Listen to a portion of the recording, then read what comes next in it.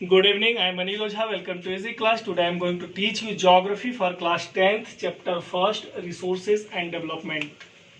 Part 4th. Today I am going to discuss about the topic of land degradation and conservation measures. Land degradation means जो land की quality, जो ज़मीन की quality होती है उसमें कमी आना. The quality of decline in the land is called land degradation. तो इस तरह से किस तरह की कमी आ रही हैं उस पर हम डिस्कस करेंगे.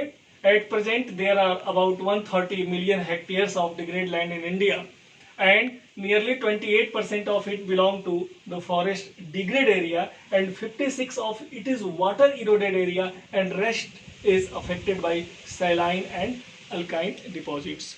तो इस तरह से देखा जाए इतनी ज़्यादा मात्रा में हमारे यहाँ जो लैंड डिग्रेड हुई है हमारे देश में, तो 130 million hectare.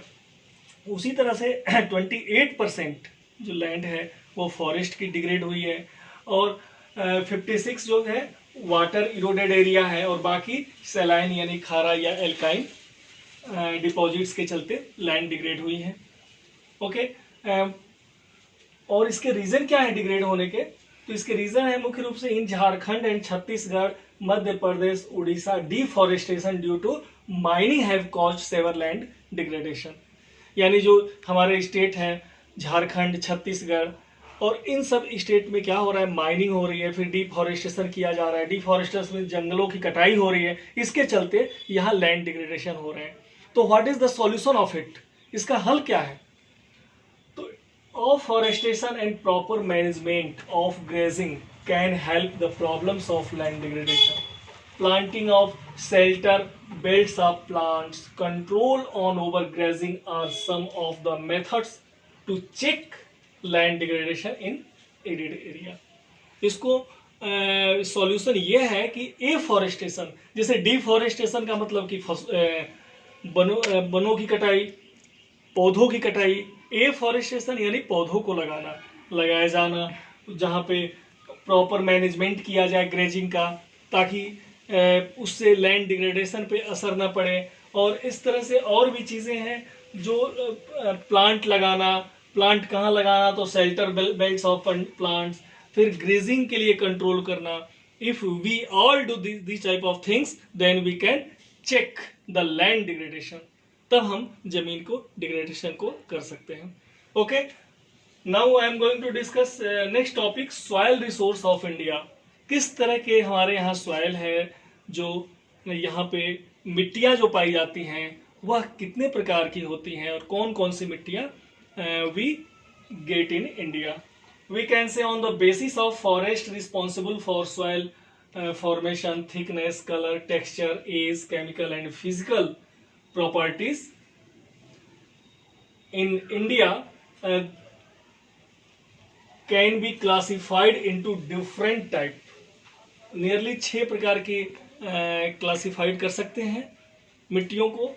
First alluvial soil, black soil, red soil, lateritic soil, forest soil and arid soils. Okay, first alluvial soil. What is the alluvial soil? तो ये सबसे ज्यादा हमारे यहाँ है. Nearly we can say it cover 45% of the total land area of the country and most of the soil are derived from the sediment deposits by reverse. नदियों के द्वारा एकत्रित कर इस मिट्टी को लाया जाता है. This soil consist of varying proportion of the sand, silt, clay. यानी सैंड, सिल्ट और क्ले से मिटा हुआ इसकी प्रॉपर्टी है, जो सैंड, सिल्ट और क्ले से मिलकर बना हुआ है. There are old alluvial is called bangar and the new alluvial is called khadar. इनको भी दो भागों में बांटते हैं, बांगर और कादर. तो इसको हम कह सकते हैं कादर और जो ओल्ड है एलुवियल उसे हम वांगर. तो वांगर और कादर. अब ये वांगर और कादर में क्या डिफरेंस है, दोनों में डिफरेंट भी समझ लिया जाए. तो the bangar soil high concentration of kankar nodules than the khadar. इसको खादर भी कहा जाता है और कादर भी कहा जाता है.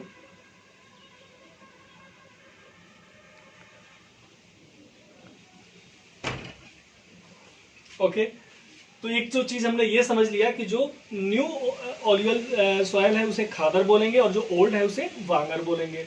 और जो वांगर सॉइल है इसमें ज्यादा कंकड़ होता है खादर की तुलना में। Next, the soil contains adequate proportion of potash, phosphoric acid and lime which are ideal for the growth of sugarcane, paddy, wheat and pulse crops। इसमें जो पोटास, फास्फोरिक एसिड और लाइम पाया जाता है, इसके चलते इसमें जो फसलें होती हैं गन्ने की खेती, धान की खेती, गेहूं की खेती और दाल के लिए बहुत ही उपयोगी हैं। Next, soil black soil. Black soil is ideal for growing cotton. इसमें कॉटन बहुत अच्छा उगाया जाता है और कहीं कहीं कॉटन वाली मिट्टी भी बोली जाती है इसे।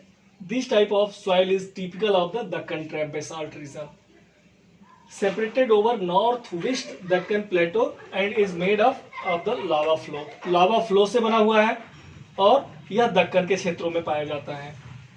दे cover the plateau of Maharashtra, Saurashtra, Malwa, Madhya Pradesh, Chhattisgarh and extend in the south east direction along with the Godavari and Krishna valley. यानी कृष्णा नदी और गोदावरी नदी की घाटी में यह पाया जाता है और वहां से उसके साथ लेके इसको आता है। और राज्यों की जहां तक बात है, हम महाराष्ट्र, मालवा, मध्य प्रदेश और छत्तीसगढ़ का नाम याद कर सकते हैं।